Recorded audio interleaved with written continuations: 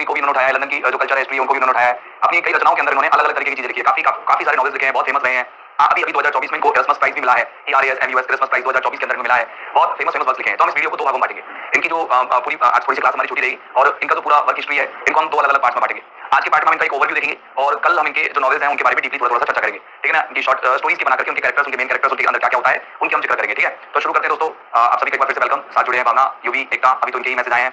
Sir आप grammar का भी रिवीजन करवाओगे क्या? बिल्कुल, रिवीजन हम सारी कोर्स के करवाएंगे, कंप्लीट कोर्स का करवाएंगे। आप बिल्कुल रेफर कर सकते हो ग्रेड सेकंड के कोर्स को, सब बच्चों के लिए रेफर कर सकते हो और रिकमेंड करोगे, बहुत बढ़िया रहेगा। मेरे लिए भी एक मनोबल और संबल प्रदान करेगा आपका ये सपोर्ट। बाकी का आपको मैं कंप्लीट मेहनत के साथ पढ़ाऊंगा। अभी हमारे पास काफी मंथ्स हैं, मई पूरा पड़ा है, जून है, जुलाई है, अगस्त है और सितंबर के भी लास्ट में एग्जाम जाएगा, तो हम आराम से कवर करेंगे, बहुत बढ़िया से कवर करेंगे। 4 महीने बहुत होते हैं रिवीजन के लिए और एक बार कोर्स करने के लिए भी बहुत होते हैं, ठीक है ना। चलो, हालांकि इनके बारे में ज्यादा कुछ आने वाला नहीं है। अमिताभ घोष की कोई प्रीवियस ईयर के क्वेश्चन देखे तो एक दो आए हैं इनकी रचनाओं से रिलेटेड, बाकी का कुछ ज्यादा खास आने वाला नहीं है, ठीक है ना। I am also here, okay. Surendra ji, SK ji, ठीक है ना, ओके। तो आज बात कर रहे हैं अमिताभ घोष के बारे में और let's begin my dear friend. शुरू करते हैं। अमिताभ घोष, देखिए, अमिताभ घोष का जन्म कोलकाता एक बंगाली फैमिली में हुआ था। आगे हम अंदर हम बात कर लेंगे, ठीक है ना। तो कोलकाता में बंगाली फैमिली में हुआ, काफी बढ़िया से इन्होंने ऑक्सफोर्ड यूनिवर्सिटी में भी शिक्षा दीक्षा ली, PhD इन्होंने की, एंथ्रोपोलॉजी वहां से पढ़ी, ठीक है ना। इसके अलावा बहुत बढ़िया स्कूल्स के अंदर ये पढ़े थे, ठीक है ना। अब बात करें एक डून जो स्कूल है, डून स्कूल, डून कॉलेज देहरादून का, वहां भी इन्होंने अपनी स्टडी की और जो सेंट स्टीफन डून स्कूल के अंदर इन्होंने अपनी शिक्षा दीक्षा ली देहरादून के अंदर और सेंट स्टीफन कॉलेज में भी इन्होंने अपनी पढ़ाई की थी दिल्ली यूनिवर्सिटी में। तो कहने का मतलब इन्होंने बहुत अच्छे से एजुकेशन प्राप्त की और फाइनली इन्होंने बहुत सारे वर्क्स लिखे, बहुत सारी रचनाएं लिखी। ज्यादातर तो इनको कहा जाता है कि असेज थे, नॉवेलिस्ट थे और खासतौर से स्टोरियन भी थे। इतिहास पर उन्होंने काफी फोकस किया है। सर एक बार स्क्रॉल डाउन कर लेना कमेंट्स को।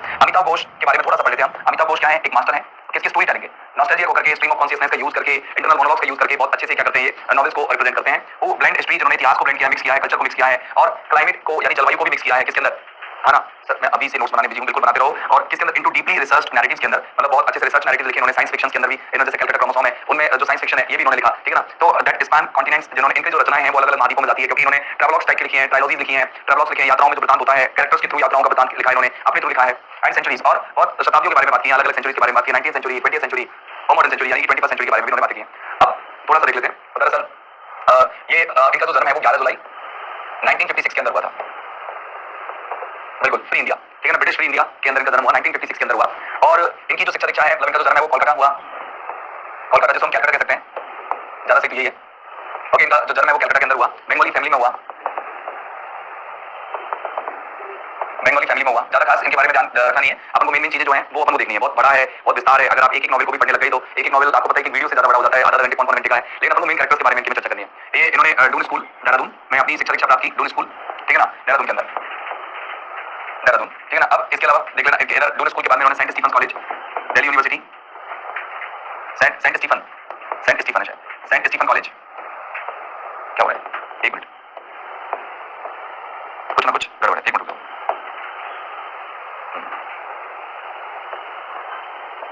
Saint Stephen College, Delhi university.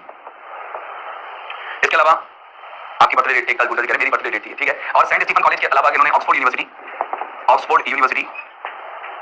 से इन्होंने PhD एंथ्रोपोलॉजी में किया है, ठीक है ना। PhD किसके अंदर किया है? एंथ्रोपोलॉजी में इन्होंने PhD किया है, एंथ्रोपोलॉजी, ठीक है ना। इनकी जो एक बुक थी है ना, द सर्किल ऑफ रीजन, जो पहली बुक थी, इसको कॉमनवेल्थ प्राइज के लिए चुना गया था। कॉमनवेल्थ जो राइटर प्राइज है उसके लिए इनको चुना गया था, किसको?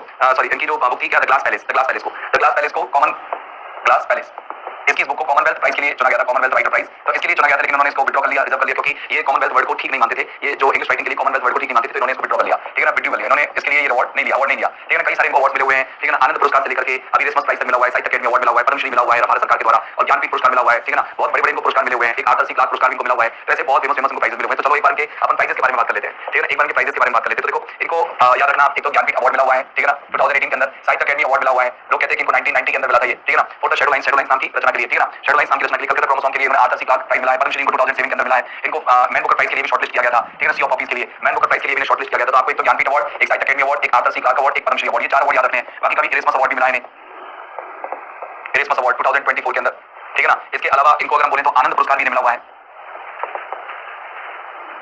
ठीक है ना। अब आनंद पुरस्कार जो है ये इनको सबसे पहले आनंद पुरस्कार मिला था 1989 के अंदर, ठीक है ना, ये आनंद पुरस्कार इनको मिला था सबसे पहले। तो आनंद ये काफी सारे हैं, लेकिन अपन को इतना खास याद नहीं रखना, अपन को साहित्य अकादमी अवार्ड इनको मिला है, ये याद रखना है। आर्थर सी क्लार्क अवार्ड इनको मिला है, ये याद रखना है। पद्मश्री किसको मिला है, पद्म भूषण किसको मिला है, बस ये छोटी छोटी चीजें आप लोगों को याद रखनी है। अब बात करते हैं कि जो मेन वर्क्स हैं, मेन रचनाएं हैं, उनके बारे में बात करते हैं, ठीक है ना। मेन वर्क्स और मेन रचनाओं के बारे में बात करते हैं कि देखो क्या क्या इनके मेन वर्क्स रहे हैं, क्या क्या इनकी रचनाएं रही हैं, ठीक है ना, बिल्कुल।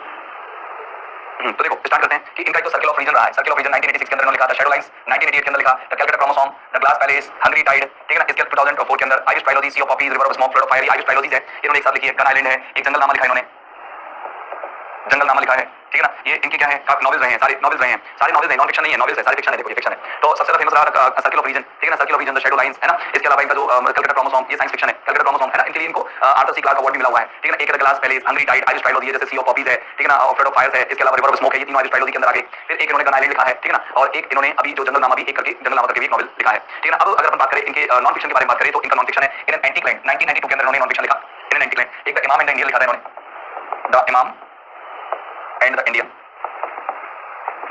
है ना।